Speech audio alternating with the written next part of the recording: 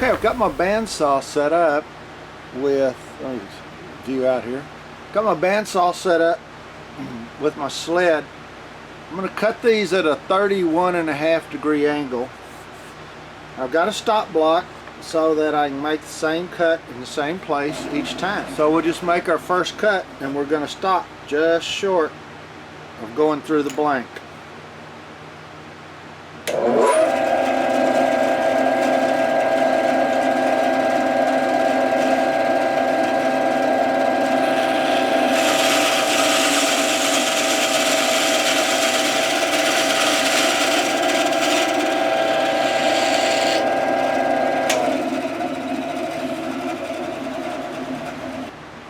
Now as we make this, we're going to repeat that process 4 times.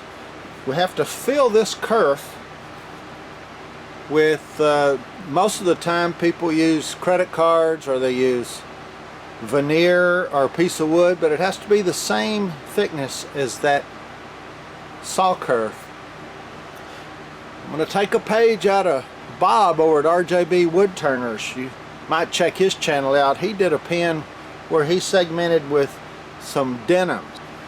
I have 2 pieces of denim cut, but I'm going to change it up a little bit.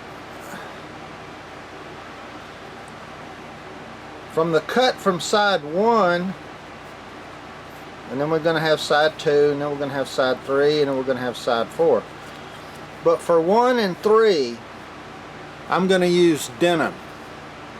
And then 2 and 4, I'm going to use some red material, and I have to double it up to make it fit in the kerf. So our first cut was there, and all I'm going to do is place our denim in our cut. It's perfect fit for the saw kerf. We make sure it's bottomed out all around, and then I'm just going to drizzle thin CA on the edges so that it will wick in. Hopefully it will wick in. Actually, I've tested this and it does a real good job of wicking in. And this denim will actually get very, very hard. You know, thin CA, it'll go wherever it's allowed to go. Now after each application, we have to clean the blank up, square it back up. I'm going to let that wick for a few seconds, and then I'll, so I feel it getting hard. And then I'm just going to hit it with a little bit of accelerator. And then I'm going to one more time.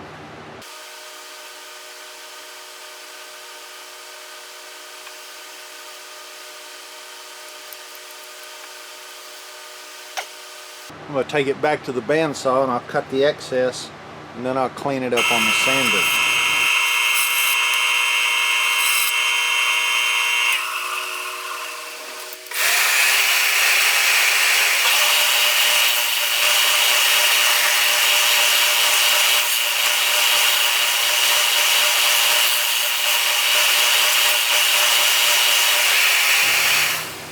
This was our first cut. Now we want to cut side number 2. Now I've added a stop block back here too in the back so that I can, so my sled will stop in the same spot every time.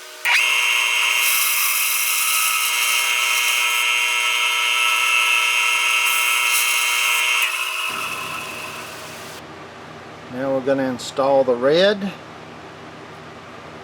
in that kerf we just made.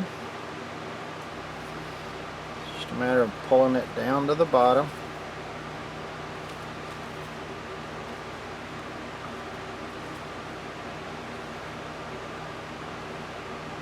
Make sure it's bottomed out.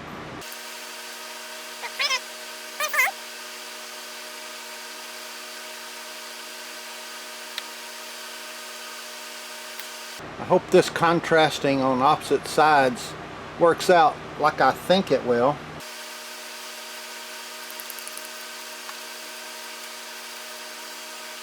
Well, that dries hard.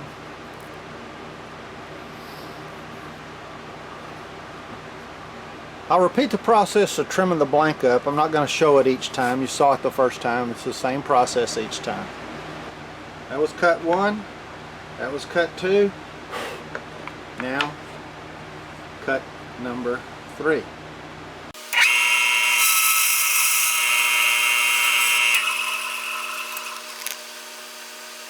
This time, back to the denim. Make sure we're in our slot.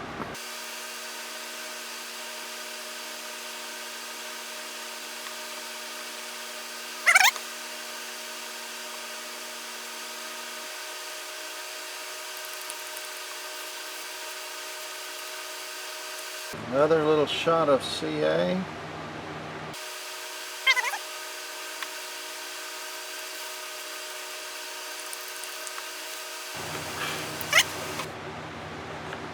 Now we're ready for our final cut.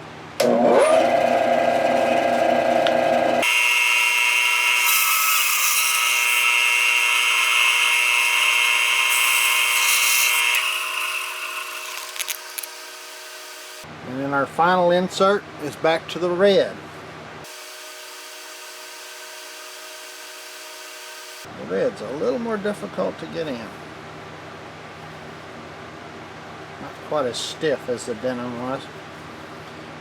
Alright, make sure we're pulled down. See, we're not quite pulled down to the edge there. We've got to make sure we're pulled down to the edge all the way across the bottom of that cut.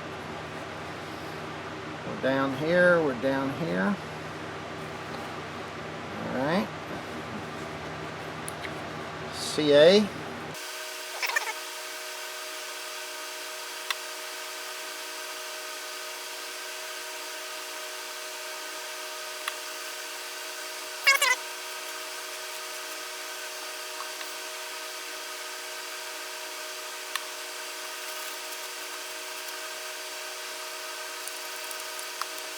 Clean it up real quick, see what our final blank looks like. Alright, here is our Celtic Knot blank. Cut at about 31.5 degrees. Blue inserted on sides 1 and 3, red inserted on side 2 and 4.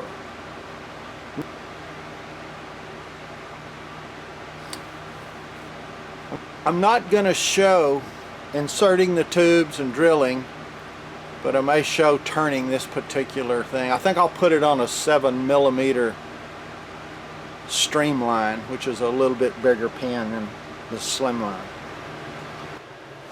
Well, there's the finished product. It turned out quite nice. You can see the differences between the red and the blue.